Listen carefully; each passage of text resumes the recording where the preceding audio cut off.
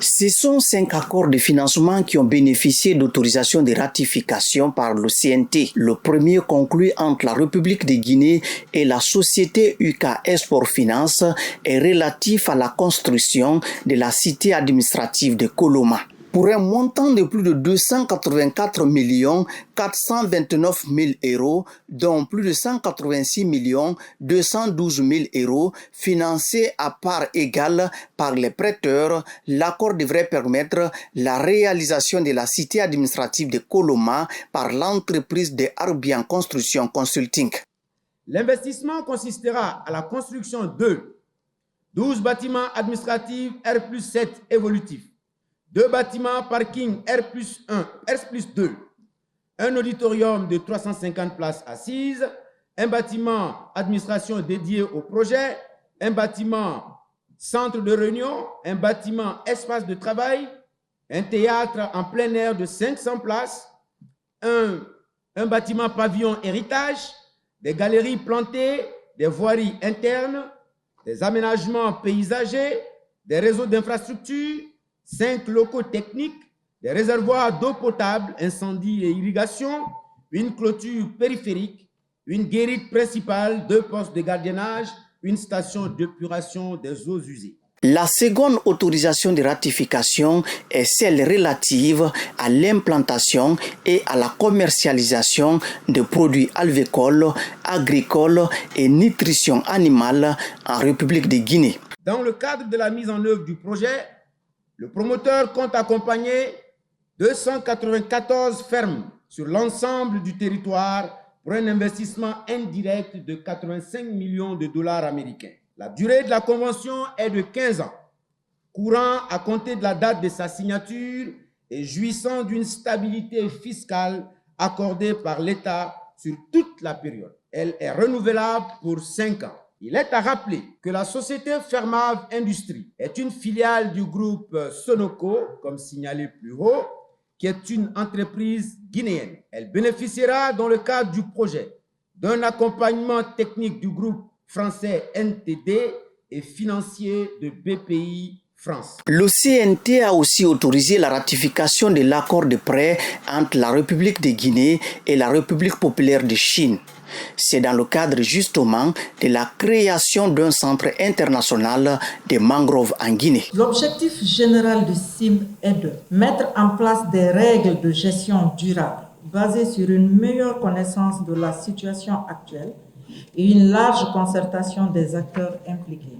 Créer un partenariat qui regroupe les pays membres afin d'accélérer la préservation de la mangrove par le biais d'actions équitables et efficaces. Soutenir la recherche, la défense, la sensibilisation, les informations et des projets concrets relatifs aux mangroves sur le terrain. Autre autorisation de ratification, celle relative au développement de la centrale photovoltaïque, conclue entre la République de Guinée et la société Koloma-Gueli Sozar SA. La centrale sera raccordée au réseau national d'électricité au niveau de la ligne de transmission de 110 kV entre Garafiri et Conakry. Le raccordement sera effectué via une nouvelle station construite sur le terrain de la centrale en coupure d'altère sur la ligne 110 kV Garafiri-Conakry. L'organe législatif de la transition a aussi adopté le mémorandum d'entente portant sur la coopération dans le domaine scientifique et éducatif entre le ministère de l'Enseignement supérieur et de la Recherche scientifique et de l'innovation de la République de Guinée et le ministère de l'Éducation du Royaume de l'Arabie Saoudite. Pour le président du CNT, la ratification de ces accords vient apporter un plus au développement du pays. Ces 5 accords, bien que divers dans leur objet, répondent à une logique de convergence stratégique, celle de construire une République de Guinée résiliente, productive, compétitive et souveraine. Leur adoption doit être suivie d'une exécution exemplaire, transparente et inclusive. Le gouvernement est invité à faire preuve de diligence, de rigueur dans le respect des engagements pris. Et surtout d'une obligation de reddition des comptes périodiques à la représentation nationale quant à l'évolution et l'exécution des travaux. Le gouvernement, à travers le ministre secrétaire général de la présidence de la République, général Amara Kamara, s'est félicité tout d'abord de l'adoption de ces différents accords. Il est ensuite revenu sur les prochaines orientations du gouvernement dans le cadre de la construction de la cité administrative de Koloma. Ces mesures sont les reflets de notre engagement envers la justice et l'équité, valeurs fondamentales qui doivent toujours guider notre action de gouvernance, conformément à la vision du président de la République, le chef de l'État, le général Doumbouya. Je tiens à réaffirmer l'importance cruciale de cette ratification.